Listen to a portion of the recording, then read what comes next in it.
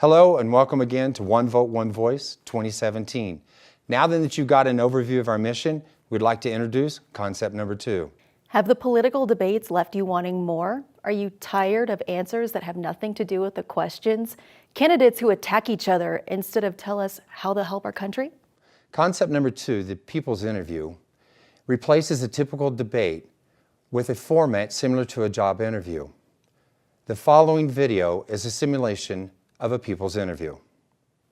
We want to be clear that the program is fully scripted. And it's just an example of the potential for this concept. The candidates are not real, but the issues discussed are. We hope you enjoy.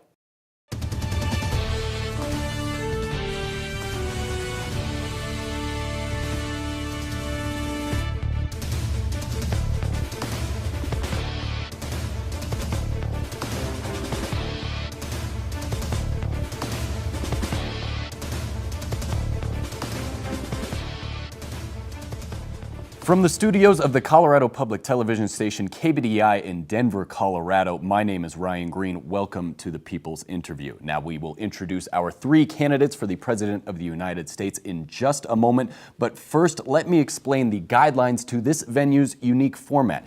We call it the People's Interview because we want it to be, well, just that. We want it to be more of a job interview rather than a debate. It will start off with 3 long answer questions, which we have provided to the candidates beforehand. They have 2 minutes to answer those questions. It'll allow us to get to know them better on a more personal level rather than a policy level. They have 2 minutes to answer, and that's a very strict 2 minutes. To make sure they don't go over their allotted time, we have this timer in front of us. The first light will light up with their first spoken word, indicating that the timer has started. The next light will light up when they have 1 minute remaining, the next light when they have 30 seconds remaining, the next light 20 seconds, the next light 10 seconds, and the final red light will indicate that the time is up. And it will also shut off the candidate's microphone. No, me politely asking them and trying to interrupt them to move on and just being ignored like we've seen in debates past. No, they have 2 minutes to get their point across. After that, their mics are off. After the long answer questions, we will move to the disagree and agree questions. There will be 3 of those as well. I will ask the candidates a question and they can answer in one of 2 phrases. I agree or I disagree.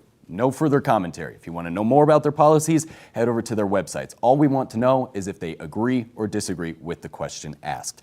We will then finish the interview with a segment we like to call Let's Talk About It. The candidates will join me at this table and we will discuss a topic that is most important to the American people. Finally, the point of this interview is to get to know the candidates' strengths rather than have each of them point out each other's weaknesses. So no personal attacks at all. If I feel that one candidate is attacking another, I will ask them to rephrase their statement, or I will just cut their mics off. If we have to warn them more than once, they will be asked to politely leave the stage.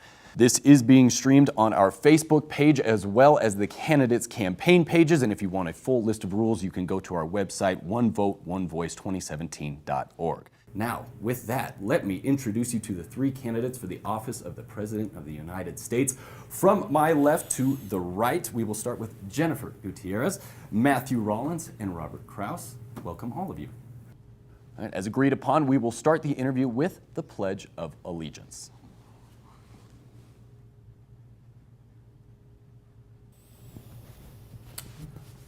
I pledge allegiance to the flag of the United States of America and to the republic for which it stands, one nation, under God, with liberty and justice for all.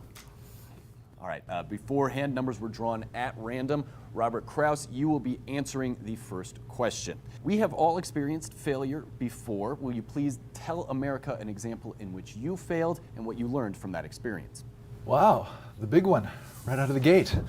Okay, well, to be honest, I failed a number of times in my life, but fortunately, most of these failures happened when I was quite young. I lost a paper route when I was 10 because I couldn't deliver the papers for a whole week because I had the flu and it was winter in Michigan and I couldn't get anybody to help me. I failed my first math class in college because I didn't do the work. I got an A next semester. Now, what these experiences taught me is that you have to buck up and do the work. No one's going to do it for you. And I guess my most recent failure was in my bid for governorship of my home state. It was a tough campaign against a tough opponent who had very different ideas about how to run our state. But I stayed true to myself, and I didn't let the media or his negative advertising change me. And what I think I learned from these experiences was that it's better to lose and keep your self-esteem than to win and become someone who you're not. America's like a teenager growing up. We are a very young country compared to our European and Asian neighbors. We're only 240 years old. Compare that to China or Italy or even Russia. We're also one of the most diverse nations on the earth. And our youth and our diversity has always been the driving force behind our ingenuity and creativity. And people come from all over the world to live here, to work here. But sometimes that youth can lead to inexperience and make us think we know more than we actually do. And that cockiness can lead to other problems. But if we look out for each other, learn from our mistakes, and help each other out, our failures will be fewer and less imposing. All right, thank you, Mr. Kraus. Ms. Gutierrez, you have the next question. Will you please describe a situation in which your initial attempt to gain someone's support or cooperation failed and what you did afterwards? Thank you. My first experience in politics was as a volunteer on the Obama campaign in 2008. I come from a small Hispanic community. The area where I worked in wasn't very diverse. Some days I would be out knocking on doors and I would be turned away because of my appearance or because of my last name. I'd like to think that discrimination in this country is on a decline. And still, there are places that hatred is taught to kids. However, when the door was actually opened, I just found that people were not open to new ideas. His father was a Republican and his father's father was a Republican, and they were just gonna vote for whoever the Republican was. Someone threatened to get a shotgun if I didn't leave. This threat happened in front of my 4-year-old son. Sometimes you just have to walk away. But as your president, working with Congress on a bill or policy, walking away is not an option. Compromise is the secret to success. It cannot all be one-sided. I hope that I can bring back the open-minded conversations that we had in the 1960s and 70s. Politics in our country has become us versus them. It hasn't been this bad since the Civil War.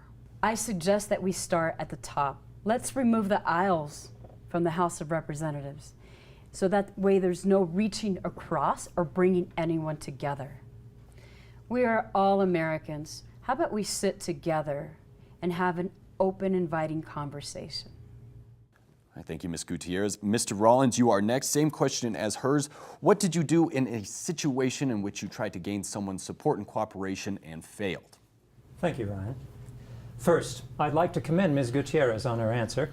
I agree that sometimes you do have to walk away. Now, I'm sure my circumstance was quite a bit different in that the support I was trying to gain was from my parents, and happened when I told them I was gay. My parents are devout Catholics. We went to church every Sunday, not Saturday, always dressed properly, put money in the collection plate, said grace before every meal. Well, I left home at 18 to go to college and never went back until I was 30. Asking for support from your parents should be easy. Love should conquer all. Well, sometimes it takes time. It took 10 years for my parents to accept me for who I am, and their conversion was kind of forced upon them when people at the church we had attended all our lives treated them as outcasts when they learned of their gay son. All their good deeds were erased. Well, they left that church and found a more tolerant place of worship. Now, I'm not your stereotypical homosexual male. In fact, some of you may just now be learning that I'm gay. I look and act like any other professional man because I am like any other professional man. And that's my small advantage over Ms. Gutierrez. People don't judge me based upon my appearance. I at least get to speak before they crucify me. Another reason I'm not your stereotypical homosexual is because I still have a fairly conservative belief system. While I do believe everyone is entitled to the inalienable rights set forth in the Constitution, I also believe that other things are earned through hard work and sacrifice. Sharing my point of view with other homosexuals was not fun in the beginning, but fiscally conservative doesn't mean I can't advocate for human rights, too. It took some time and patience, but I believe that by providing real, supportable data, I'm able to help others better understand my position. All right, thank you, Mr. Rollins. Sticking with you, actually, and we'll go back to the first question asked. We've all experienced failure before. Please explain one time in which you have failed and what you learned from that experience. Failure is defined as a lack of success, and success is, for the most part, a subjective determination. Everyone has his or her own standards for judging accomplishments or the lack thereof. But the subjective standards really only come into play in the smaller scales, yet that is where things are not so black and white. For example, I once had an outdoor advertising company that sold advertising to golf course driving ranges. It had these big white walls that separated the golfers from each other on the driving ranges. I gave them to the golf courses in exchange for selling advertising on them. I had them at 6 golf courses at one point, but wasn't making enough money to do it full time and didn't have enough time to sell the advertising. I lost money on the venture and the company went out of business. So I guess some people would call that a failure. But let's look at what I accomplished. I created a new advertising medium that was beneficial for the golf courses and was pretty good value for the advertisers. 6 golf courses were using it. I drafted my first business plan, and I got an introduction to the world of entrepreneurship, which is the backbone of our economy. But the biggest thing I took from it was the knowledge of just how difficult it is to run a small business in this country. Small businesses make up 99.7% of employer firms. I tip my hat to those small business owners who have the guts to step away from the security of an 8-to-5 job and a guaranteed paycheck to take a chance. Taking a chance on myself was one of the scariest things I've ever done. But I do know this, without that experience, I wouldn't be here today. All right, thank you, Mr. Rollins. Ms. Gutierrez, same question to you. Please describe to America a situation in which you failed and what you learned from said experience. I agree with Matthew that failure is subjective. Not all failure requires financial risk. My biggest failure was when I didn't trust people. Mexicans are proud people. I remember when I was growing my business, I had hired a strategic planner who was at the top of their field. They had 30 years of experience in strategic planning, and I was constantly looking over her work. She knew best. She knew what she was doing. I had somebody who was a web designer who I was also looking over his work. I wasn't even a web designer to begin with, and I'm looking over his work. I had hired somebody to write copy for our advertisements, and I continually looked over their work. Sometimes I was spending so much time from 7 a.m. to midnight every single day at reviewing people's work. Sometimes even on the weekends, 30 to 40 hours a week reviewing people's work when I could have been growing my business. I made a realization at that point that my business was not going to grow unless I gave them the opportunity to grow it. Once I allowed them to do what they did best, my business, all of a sudden, it skyrocketed. Things started happening. We started getting more clients. The work was coming out even faster. That was absolutely wonderful when people were allowed, when I allowed them to do what they did best. Since then, I made it my focus to work well with others. Thank you, Ms. Gutierrez. Mr. Kraus, moving on to you with their first question. Will you please describe a situation in which your initial attempt to gain someone's support or cooperation failed and what you did from there? You only want one? Having been in politics for 10 years, I could give you several instances. As a matter of fact, there's seldom been a time where I haven't been faced with one of these situations. Let's be honest. A representative's job is not that much different than a salesperson. We sell our ideas to the public to get elected, and then we sell the same ideas to our colleagues to make laws. Now, as things change in our communities, the Flint water crisis would be a very good example. So do our priorities and the things that we need to sell to our colleagues.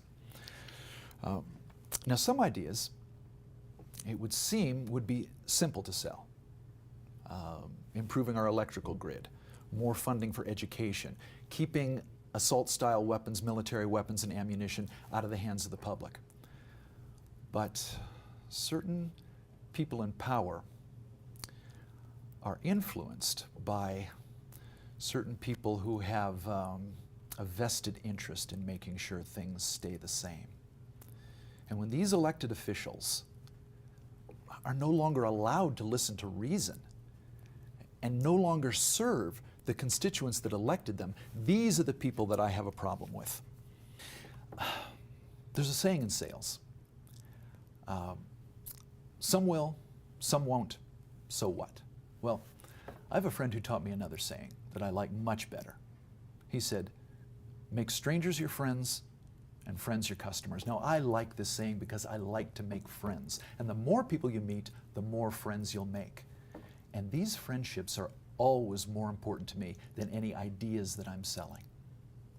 Now, I don't push the details if the initial idea didn't at least move the person. And I've also learned that just because somebody did not like idea number 1, that they won't like idea number 2. And so I approach every single person I can think to be a partner, and I get their opinion straight from their mouth. Thank you, Mr. Kraus. And the final question in the long answer segment, we'll start with Ms. Gutierrez. Ms. Gutierrez, what sets you apart from the other candidates for the position of President of the United States? I am an American with Mexican heritage. I say that instead of saying Mexican American because I've never been a citizen of Mexico. But I don't discount my Mexican heritage because it taught me hard work. My grandmother had a 6th grade education, and my grandfather dropped out in the 8th grade. My grandmother was a voracious reader, and my grandfather became a foreman in one of the biggest concrete companies in Los Angeles. My father was an aerospace engineer before he went in for his master's to teach other engineers. I don't fear hard work because it runs in the family. And I mention family a lot. I have a large family, 200 aunts, uncles, and cousins. A family that large has diversity. Most are typical Americans working typical jobs, but we have some criminals, we have some drug users, a couple of homosexuals, African Americans, white people, and even Republicans. The larger the family gets, the more diverse it gets. But once you're in, you're in. We have your back. America is a big family. As our numbers have grown, we've become more diverse. But we were always there for each other, and country must come first. How did this country get so bad that half the population was happy when Russia hacked one of our officials' computers? We must go back to being that big family that pulls together through tough times. A diverse family that welcomes everyone with open arms, that judges individuals by their actions, not by their race or their religion. I have experience with diverse families. That's what makes me a qualified candidate to bring this country back. Thank you. Mr. Rollins, what sets you apart from the other candidates for the position of the President of the United States? The thing that sets me most apart from my opponents is that I'm willing to bite the hand that feeds me. I'm a wealthy man. I got here by getting a good education and getting a job on Wall Street as a stockbroker. But that was when you invested in corporations, not in letters on a ticker, when you'd buy shares in a company and hold them for a few years and hope the company did well under good leadership. Now we've got disconnected, greedy, fat cat CEOs who are more interested in accumulating personal wealth than corporate ethics. In 1977, the management to worker wage ratio was approximately 20 to 1. By 1983, it had expanded to 40 to 1. Today, that ratio often exceeds 300 to 1. Yet their contribution to corporate value rarely approaches 2%. That's not pay for performance, folks. That's out and out greed. We need to change the way business is done. Corporate leaders should be loyal to the companies they serve, not to the dollars they extort. Additionally, such exorbitant salaries separate the corporate leaders from their constituent employees, customers, and markets that they serve. Pay executives reasonably, and companies will have more money to pay other employees. to fund corporate growth, which will make new jobs, or to add to shareholder value. Speaking of which, we also need to get away from companies working to please shareholders. JP Morgan Chase just announced a $1.71 dividend per share in the fourth quarter of last year, but that followed on a campaign of corporate cutting, employee outsourcing, and employee layoffs. How about we keep more people employed and pay fewer dividends? I'm ready to take on Wall Street and the banks. All right, Mr. Krause, same question for you. What sets you apart from your fellow candidates for the office of President of the United States? I'm glad you asked me that, Ryan. When I decided to run for the highest office in the land, maybe the world, I looked around for someone who was like me. I was hoping to find someone of similar values, similar work ethic, and similar approach to the job, who I could support. But I didn't see that person. And when I mentioned running to my colleagues, I was overwhelmed with support from both sides of the aisle that Ms. Gutierrez wants to remove. My fellow representatives said that I had the work ethic to get things done. As mayor of a small town, I increased jobs by expanding our small hospital and improving infrastructure. As state representative from the same district, I improved pensions, I saved pensions of both the auto workers and government workers, including teachers. And then, as a United States representative, I worked with both parties to draft legislation that would prevent tax breaks from major corporations who send jobs overseas. Accomplishing these tasks took a forward-thinking approach, an anything-goes attitude towards work, and the tenacity and the patience and the tolerance to work well with others. I have been that person my entire life, and I don't see any point in changing now. Thank you, Mr. Krause. We will now move on to the agree and disagree questions. Once again, let me just explain the rules. I will ask you the same 3 questions, and you can answer in one of 2 phrases. I agree or I disagree. That is it. Mr. Rollins, you will go first. Do you agree or disagree that same-sex couples should have the right to marry and that those marriages have the same legal rights as heterosexual marriages? I agree. Do you agree or disagree that Roe v. Wade should be upheld? Oh, I agree. And do you agree or disagree that the Second Amendment to the Constitution should include the right to have assault rifles and armor-piercing weapons and ammunition? Oh, I disagree. All right, thank you. Ms. Gutierrez, your turn. The first question, do you agree or disagree that same-sex couples should have the right to marry and that those marriages have the same legal rights as a heterosexual marriage? I agree. Do you agree or disagree that Roe v. Wade should be upheld? I agree. And do you agree or disagree that the Second Amendment to the Constitution should include the right to have assault rifles or armor-piercing weapons and ammunition? I disagree. Thank you, Ms. Gutierrez. Finally, Mr. Krause, the same 3 questions. Do you agree or disagree that same-sex couples should have the right to marry and that those marriages have the same legal rights as heterosexual marriages? I agree. Do you agree or disagree that Roe v. Wade should be upheld?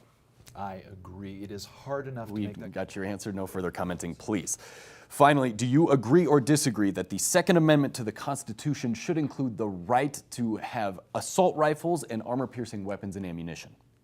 I disagree. All right, thank you, Mr. Krause. At this time, we would like to invite the candidates to join me at the table for a segment we like to call Let's Talk About It. This encourages an open and civil discussion of a topic that the American people find important. That topic tonight is job creation.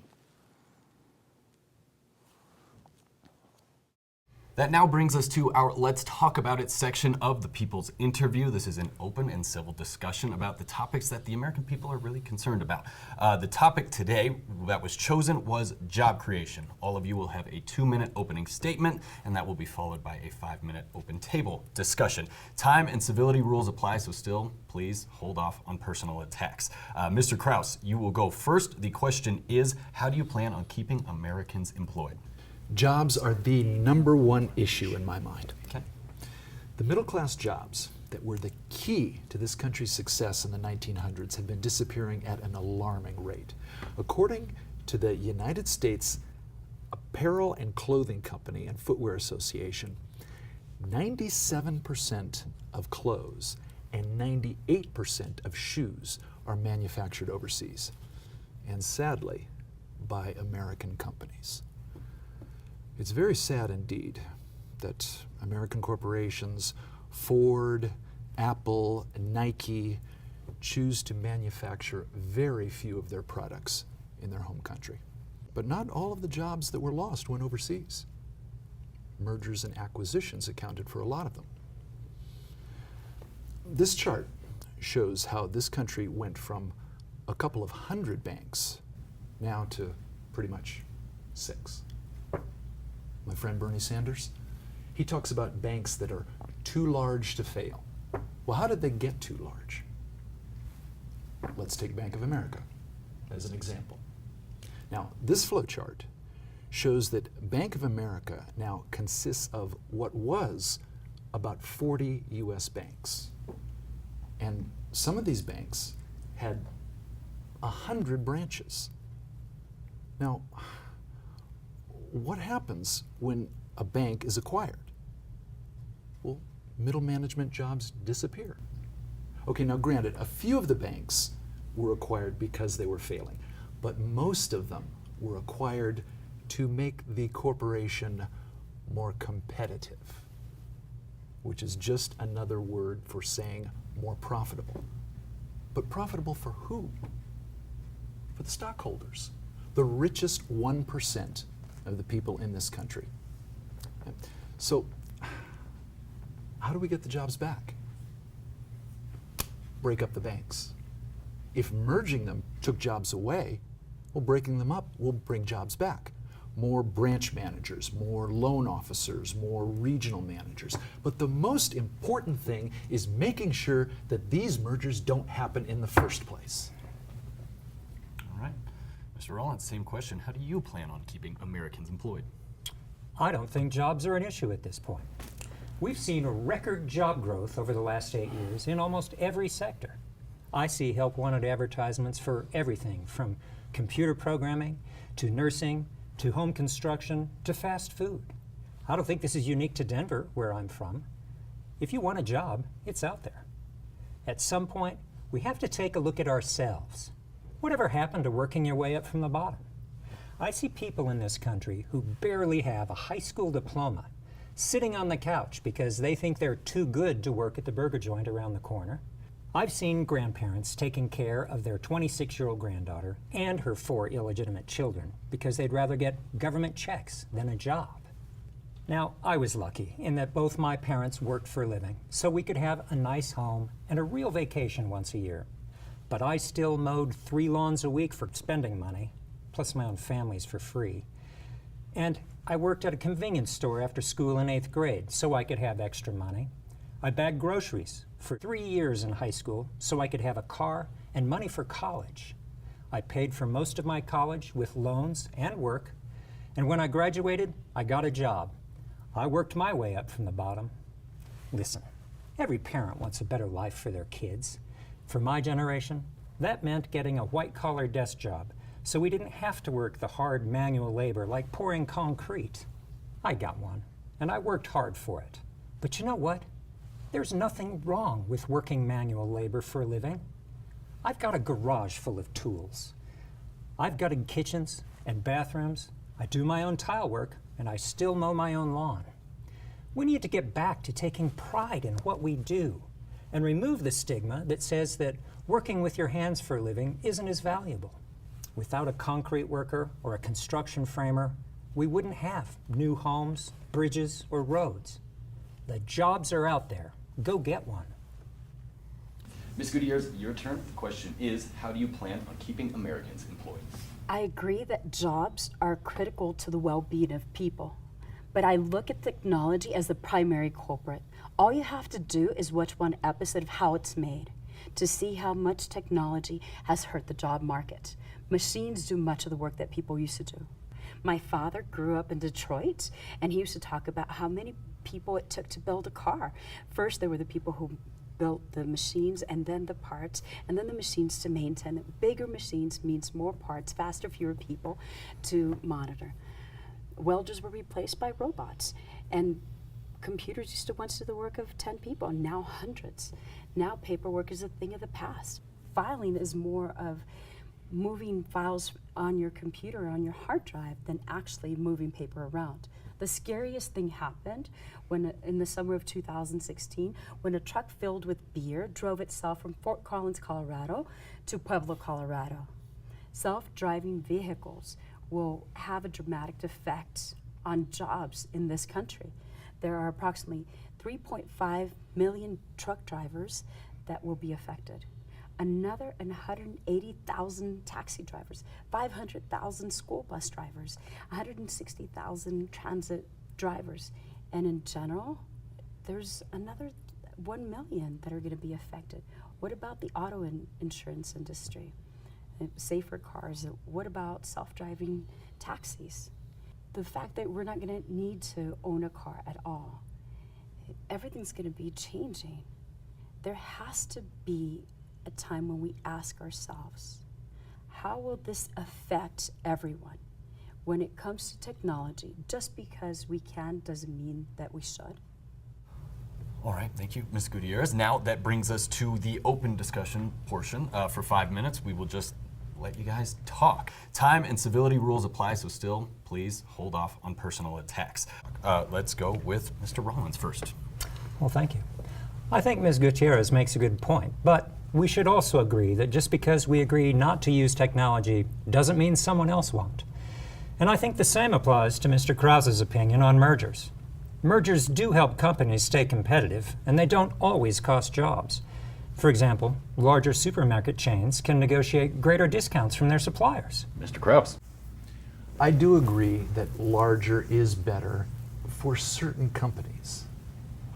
But still, who really reaps the benefits? Again, it's the shareholders. And even if a company does have to discount their pricing, or if a grocery chain has to pay a shelf fee, well, they make it back up by altering the product.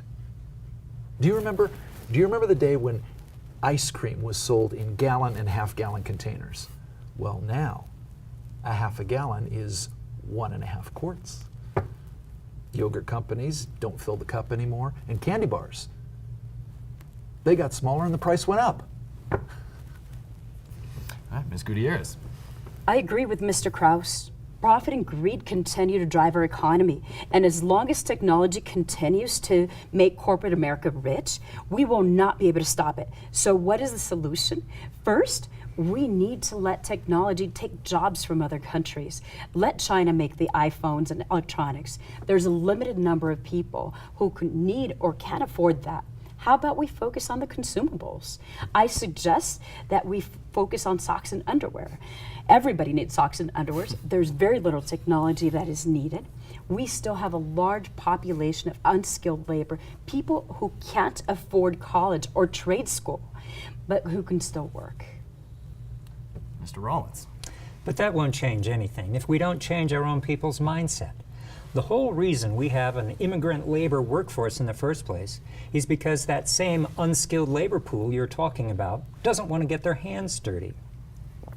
When George W. Bush sent a scare through the illegal immigrant community, there was a Texas fruit farmer who offered to pay people $18 an hour to pick his grapefruit. And 3 people showed up. Mr. Krause. Reagan and both Bushes were instrumental in sending jobs overseas. Mr. Krause, that's personal attack. Just refrain from that. I'm sorry. Past legislation has provided tax write-offs for corporations that sent jobs overseas. They are allowed to write off the transportation of both equipment and personnels on their income tax forms.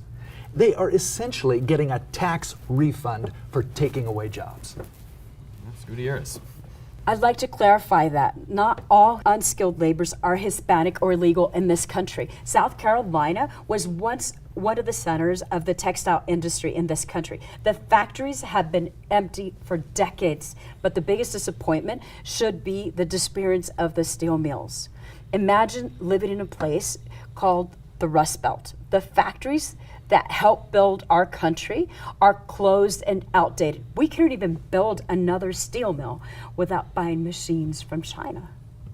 right, Mr. Rollins, you will have the last word. Well, I still have to go back to my initial statement. There's nothing wrong with working your way up from the bottom or working manual labor for a living. The one industry least affected by technological change continues to be construction. There may be pneumatic nailers and concrete pumpers now, but people are still the most important commodity. During the current housing boom in Denver, there is still a shortage of experienced labor.